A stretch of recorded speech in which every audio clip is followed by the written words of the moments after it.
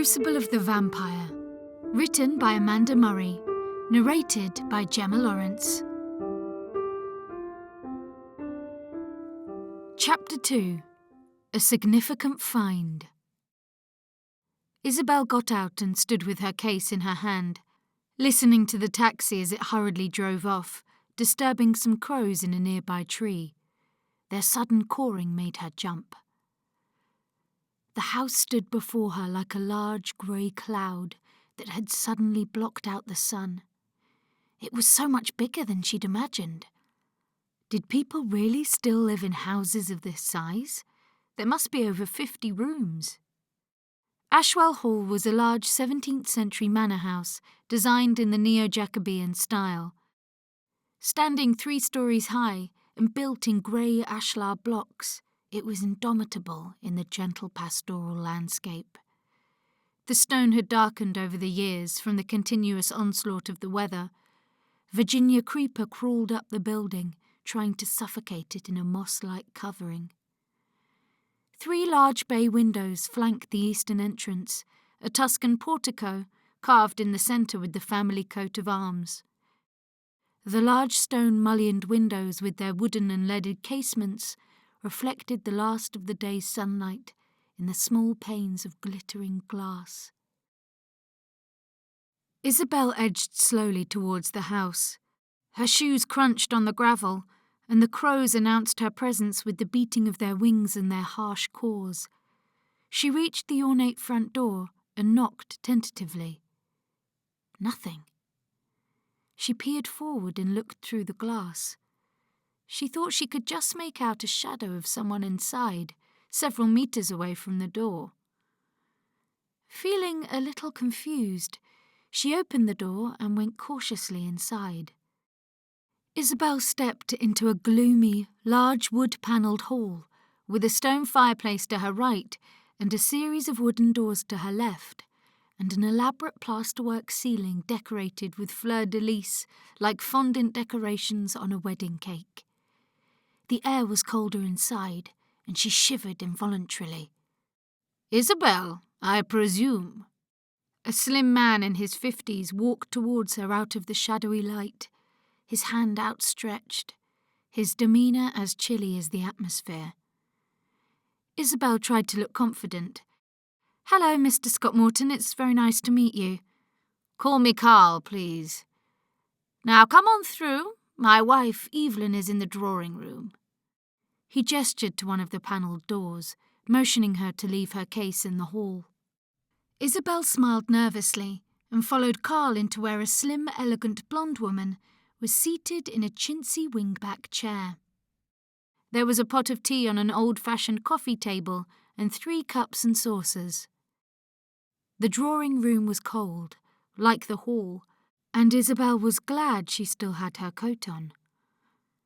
She noticed that despite the number of fireplaces she'd seen so far in the house, not one of them was lit. The Scott-Mortons seemed very fond of filling the grates with garish artificial flowers. Carl stood by the fireplace, his hands behind his back, surveying Isabelle perched on the edge of the sofa. His manner was imposing and aloof, his eyes cold and slightly sunken in his face. His nose was hooked, and he had a slight hump on his back, which gave the impression that he was permanently stooping. He was wearing loose corduroy trousers and a tweed jacket. Like everything else in the house, it was a little past its best. Not quite shabby, but certainly not what you would call up-to-date. The room, although large and light and pleasantly decorated in an old-fashioned way, had an underlying atmosphere of decay. On closer inspection, the decorative plasterwork ceiling was discoloured, and in places looked like water had leaked through from the rooms above. A nondescript 1970s light fitting hung where once a chandelier would have taken pride of place. The white and gold fleur-de-lis wallpaper was starting to peel, to reveal mottled patches of mould growing on the wall.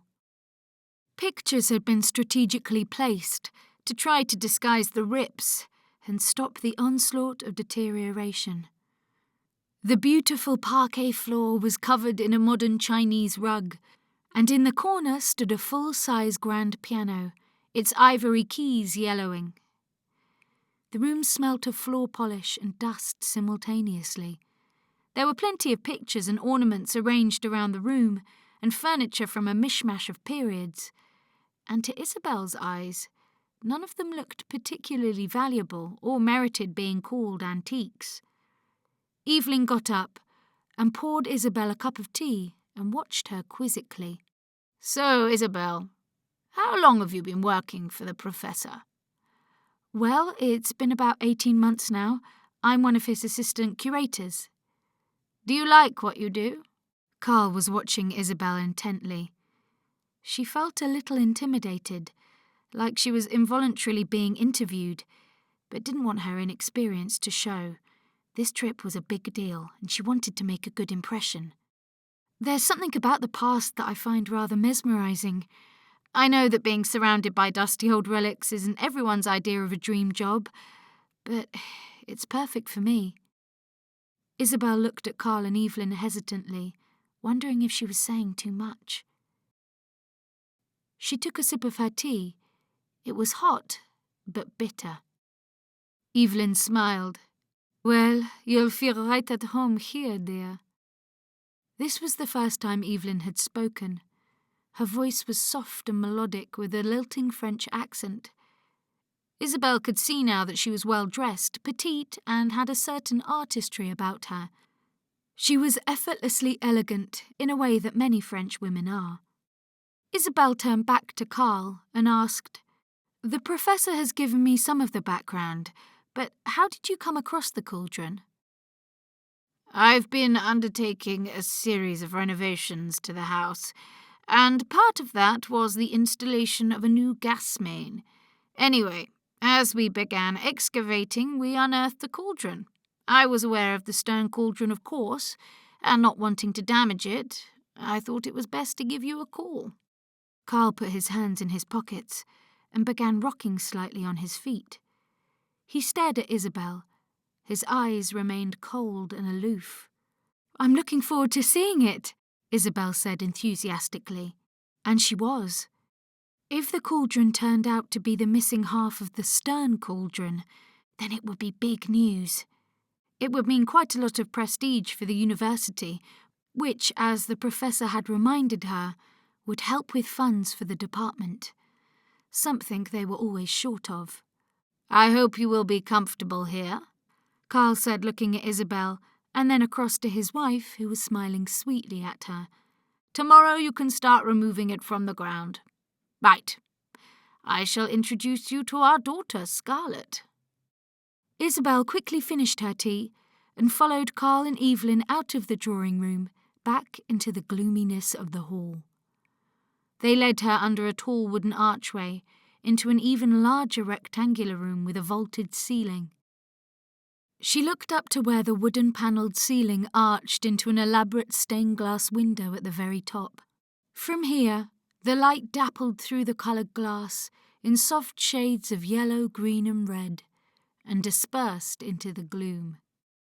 Isabelle quickly realised that this was the original library. An impressive oak staircase on the right led to the upstairs landing. It was ornately carved with squirrels, ravens and acorns, and large stuffed animal heads adorned the wood-panelled wall, staring out blankly with glassy, unseeing eyes. The other end of the room consisted of floor-to-ceiling old wooden bookcases, crammed full of books, some of which looked older than others, with their leather-bound spines cracked and faded with age. A window seat scattered with faded red cushions was set into one of the large stone-mullioned window bays and overlooked the gardens and fields beyond. On her left was an imposing stone inglenook fireplace, standing almost 12 feet high. Over the carved raven, elephant and castle, the family's heraldic crest was inscribed into the grey stone mantle. Isabelle could decipher the Latin words, "Dum spiro spero. While I breathe, I hope." "Scarlett?" Carl called out loudly. "Scarlett!" His voice echoed in the emptiness. There was no response, They looked upwards towards the landing expectantly. Silence. No one stirred in the corridors upstairs. A little embarrassed, Carl turned towards Isabelle. "I'm sure she's around here somewhere. Problem is, this house is so damn big." "Why don't I show you to your room, dear?" Evelyn smiled encouragingly at Isabelle, ignoring Carl's grumpiness. She motioned Isabelle towards the staircase. The red stair-runner felt thin underfoot, and it didn't disguise the loud creaking of the old wood as they ascended. Evelyn began to tell Isabelle a bit of the history of the hall. "This house was used as a girls' boarding school until quite a few years ago. I'm afraid we haven't quite managed to restore it back entirely to its former glory as a country house," Evelyn explained as they walked slowly up the creaking staircase. Isabelle tried to not look at the stags' heads, which jutted out of the wood panelling. Evelyn paused as she reached the landing, and turning to Isabelle, she half smiled enigmatically. "Hopefully that will all change soon." Evelyn led Isabelle towards a large dark wooden door, just a few meters away from the top of the staircase, and situated directly above the end of the library. It opened into a rather grand bedroom. It was one of the principal bedrooms originally used by the lord or lady of the house, in its heyday, Evelyn explained. A large bed with an impressive Gothic black carved headboard took centre stage. An ornate marble fireplace, boarded up and missing its overmantel, hinted at the glory of bygone days. "Well, this is your room, dear. I'm sure you'll be comfortable." As Isabelle looked around, noticing the threadbare rugs on the floor, she wasn't at all sure that she would be that comfortable. But, being polite and well-mannered, she tried not to let her feelings show. A huge Edwardian wooden wardrobe was positioned next to the bed, the mirror in the door reflecting the 1970s floral curtains limply hanging at the windows. Her eyes were drawn to some watercolour sketches on the wall, set in delicate silver frames. Probably the nicest items in the room. Elegant painted fashion designs with handwritten comments around the images and what looked like Evelyn's signature. "What beautiful sketches." Isabelle peered closer. "Did you do these?" Evelyn sighed as she looked wistfully at the paintings. "Yes, they're mine. I used to be a costume designer many years ago. I was rather good. I don't get a chance to do much of that anymore. Only a little bit of sewing and dressmaking now and again. Not enough to pay the bills, sadly. It's more of a hobby now." While Evelyn talked, Isabelle placed her luggage by the bed. She felt drawn towards the large bay window that overlooked the gardens on the southern side of the house. She saw the same breathtaking view of the fields and open countryside, which stretched across the Shropshire plain towards the Welsh hills. The formal gardens weren't what they used to be. Isabelle could see that. While not exactly overgrown, they were devoid of any flowers, and the low stone walls which formed the boundary to the estate were covered in green and brown lichen and were crumbling. In another 100 years, they might have crumbled away completely. As she gazed out of the window, a man in his late 40s came into view. He was lightly bearded, wearing jeans, a checked shirt, and a black weathered gilet. He pushed an old wheelbarrow onto the grass and swung a garden fork and spade into it. Before moving off, something made him look up. He saw Isabelle in the window. He wasn't used to seeing visitors in the house. Smiling at her, he waved cheerily and after a moment or two, pushed the wheelbarrow across the lawn and around the corner, until Isabelle could no longer see him. Evelyn, momentarily lost in her reverie, looked around and noticed Isabelle waving at someone. She moved swiftly over to where her guest was standing. Taking her arm, she glanced out of the window, looking disapprovingly at the figure below as he wandered off with his tools. "Anyway, let me show you the bathroom." Evelyn guided Isabelle out of the room and along the corridor. It was dark and gloomy. On either side were more grand closed doors. The wooden floors were slightly uneven and creaked as they walked. "Here we are, dear. I know it's a little sparse, but needs must."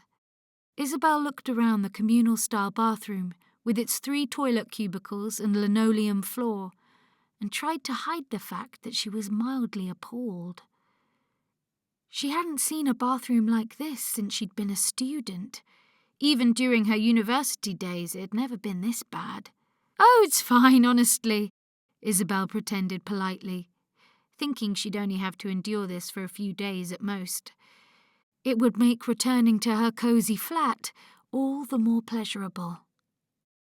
As they made their way back along the corridor, Evelyn continued. "Now, you'll need a torch at night, so I've left one in your room.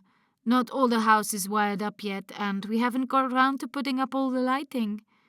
She gestured with her hand, as if to convey the enormity of such an undertaking. "There's always so much to do, isn't there?" Isabelle turned her face away, so as not to show what she was really thinking. The hall was in a pretty bad way. The signs of decay permeated almost every room from what she'd seen already. Goodness knows what was behind those closed doors. She dreaded to think. Back in her room alone, Isabelle began to unpack a couple of her things. She placed her book and mobile on the marble-top bedside table, and it was then that she noticed there was a new voicemail message. She tried to retrieve it. It was probably the professor just making sure she'd actually made it up to Shropshire. Strangely, only a garbled, static noise could be picked up, even though Isabelle moved around the bedroom trying to locate a signal. "Great," she thought, plonking herself on the bed. "I'm stuck in a freezing cold house in the middle of nowhere and no contact with the outside world." From her large Gothic-style bed, Isabelle had watched the evening descend like a black curtain. There were no city lights to animate the landscape outside, just a silent, murky blanket of darkness. She'd changed into some jeans and was again reading Witchfinders when a loud reverberating noise, which Isabelle thought sounded like a gong, broke the stillness. Isabelle put down her book and wondered if this was the call to dinner. She peered out of her bedroom door but saw no one. Wondering what she should do, she quietly made her way down the creaking oak stairs and stood in the library looking around. She wasn't at all sure where she should go next. She stood, listening intently. "It's this way." Isabelle, startled, spun round to see a tall, athletic girl in her early 20s, her long cream-blonde hair cascading around her black chiffon blouse. She watched Isabelle imperiously, with green, cat-like eyes. Her skin was porcelain white, her lips cherry red. Isabelle guessed that this must be Scarlett, Carl's daughter. She thought it strange how she'd suddenly appeared behind her out of nowhere, but she followed her unquestioningly. Scarlett walked quickly, with poise, her head held high, her heels resounding on the wooden floorboards. She pushed open 2 carved wooden doors, which led into the hall's formal dining room. It was another huge, gloomy, wood-panelled room.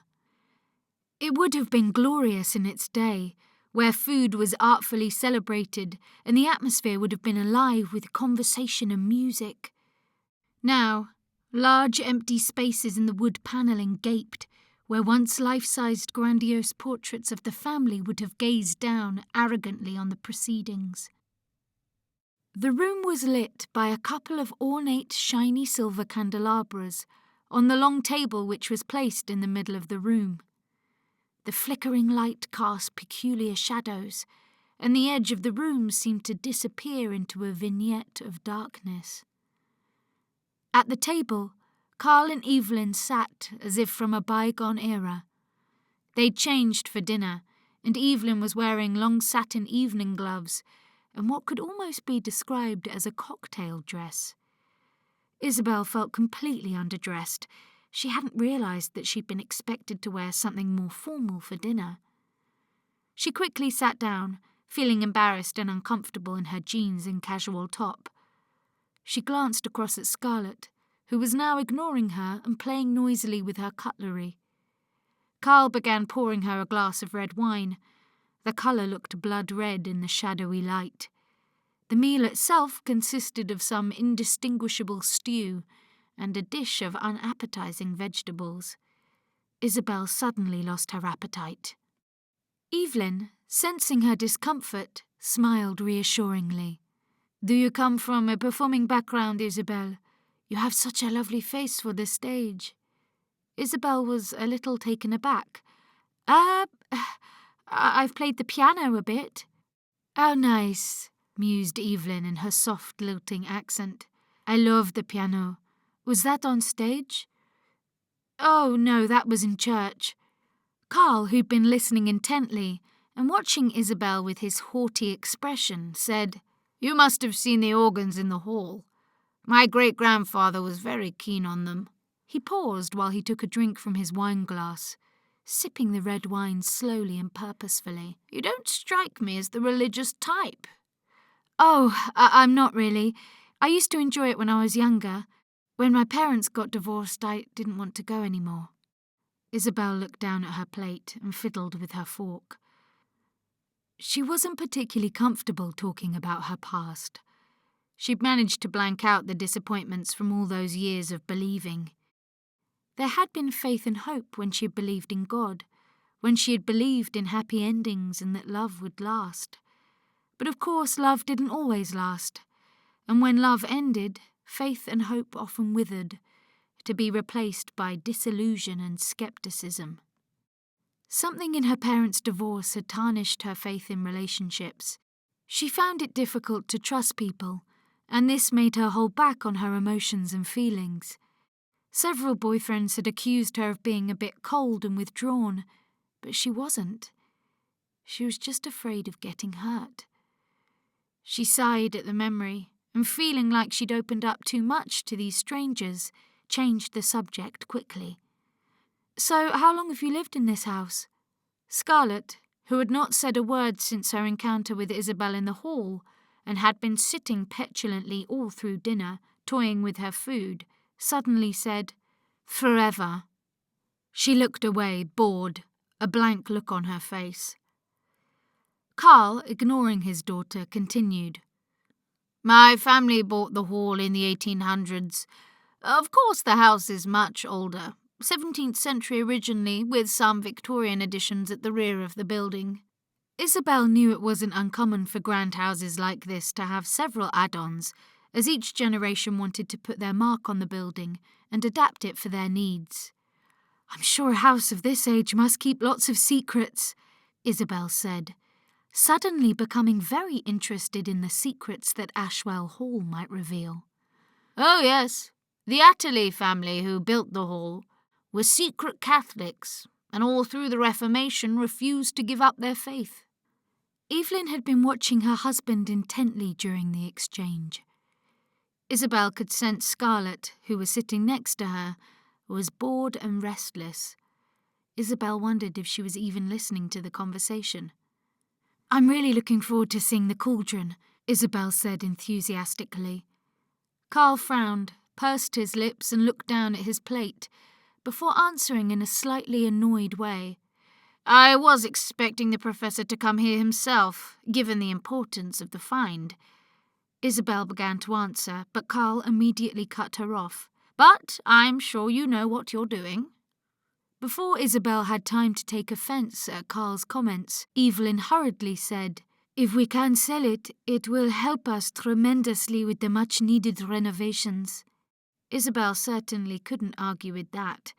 The house was definitely in need of some attention. But it was probably going to take a lot more money than the cauldron could generate to breathe new life into the onslaught of deterioration at the hall.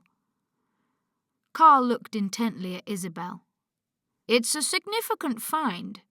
I have no doubt the importance is not lost on you. It is good to have—" "May I be excused?" Scarlett piped up petulantly. Carl looked across the table at Scarlett, irritation written all over his face. He didn't look like someone you'd want to get on the wrong side of, Isabelle thought. Scarlett seemed to be oblivious to her father's mood, or she just didn't care. Of course, darling. Evelyn smiled fondly at her daughter. Scarlett pushed back her chair, the noise jarring the quietness in the room. Thanks, Mummy. Scarlett sauntered around to where Evelyn was sitting. Leaning down, she wrapped her lithe, chiffon-clad arms around her mother's shoulders and kissed her gently on the cheek. As she did this, she looked directly over at Isabelle. A playful smile flickered briefly on her red lips. Isabelle looked away uncomfortably and took a sip of her wine. When she looked back, Scarlett had gone, vanishing as quickly as she'd arrived. Later that night, Isabelle lay in bed trying to sleep, but she found it difficult to get comfortable. She hadn't been able to open the window to let in some fresh air. All the windows seemed to be locked, but there was still a draught coming from somewhere. She noticed that the curtains moved slightly every now and then. Isabelle found the strangeness of the family unnerving, especially Scarlett, the beautiful but distant daughter. She loved old places, but this house had an atmosphere all of its own, and Isabelle was struggling to connect to its history. Reminiscing about her parents' divorce at dinner had triggered so many thoughts that she'd much rather have kept buried. And here, in the darkness, they were all too alive. Just as Isabelle had finally begun to drift off, a sudden noise woke her. In a slightly dazed state, she looked up towards her ceiling and listened anxiously. It sounded like floorboards creaking and footsteps in the room above. She froze. The noise grew louder, and she abruptly sat up in bed, pulling the duvet around her, trying to decipher what and where the noises were coming from. She waited. Silence. Isabelle lay back on the pillows, anxious and puzzled. She was too restless to go back to sleep, so grabbing the torch which lay on the bedside table, she slid out of bed and crept along the long corridor outside her room. It was cold, and she wrapped her dressing gown tightly around her. Everything looked different at night. The gloominess and unfamiliar surroundings played tricks on Isabelle's imagination. In the darkness, you can see all kinds of things. She moved slowly along the corridor towards the bathroom, her torch beam lighting her way ahead. She could hear the floorboards creaking as she walked, sounding twice as loud in the eerie silence. As Isabelle turned the corner, she thought she could see a figure in the distance at the far end of the passageway, silhouetted in the moonlight. She moved closer, trying to see who it was, but it was hard to see anything properly in the darkness. Isabelle called out, "Scarlett? Scarlett, is that you?" Isabelle thought she could make out a strand of blonde hair. "Hello?" she called again, but the figure did not move or reply. Isabelle took a couple more steps forward, focusing the torch in the figure's direction, but to her surprise, it had vanished. Perhaps I'm just imagining things, or maybe it was the wine at dinner, thought Isabelle. But it was hard to shift that uneasy feeling she had in the pit of her stomach. She'd reached the bathroom now, and her hands fumbled against the cold wall, looking for the light switch. The harsh fluorescent light felt oddly reassuring. She went into one of the 3 cubicles and sat down on the toilet, trying to ignore the coldness. Within moments, Isabelle heard light, slow-moving footsteps in the corridor outside.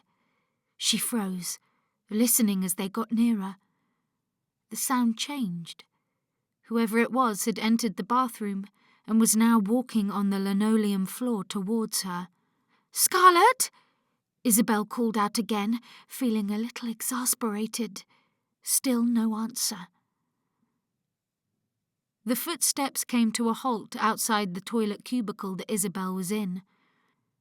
She looked down to see two bare, very pale girls' feet in the gap below the door. She heard a low and peculiar breathing, which sounded almost like a growl. "Scarlett, do you mind? I can't go when you're right there." Still there was no reply, but the feet moved away silently. Isabelle was feeling nervous and uncomfortable. What peculiar people inhabited this strange house? She walked out of the toilet, and with the torch gripped tightly in her hand, flashing the luminous beam tentatively, she scanned up and down the corridor. But there was no sign of anyone, and nothing stirred in the shadows. She hurried back to her room, wrapping her dressing gown tightly around her. Sleep finally came, but it was fitful, and her dreams were bizarre and unsettled.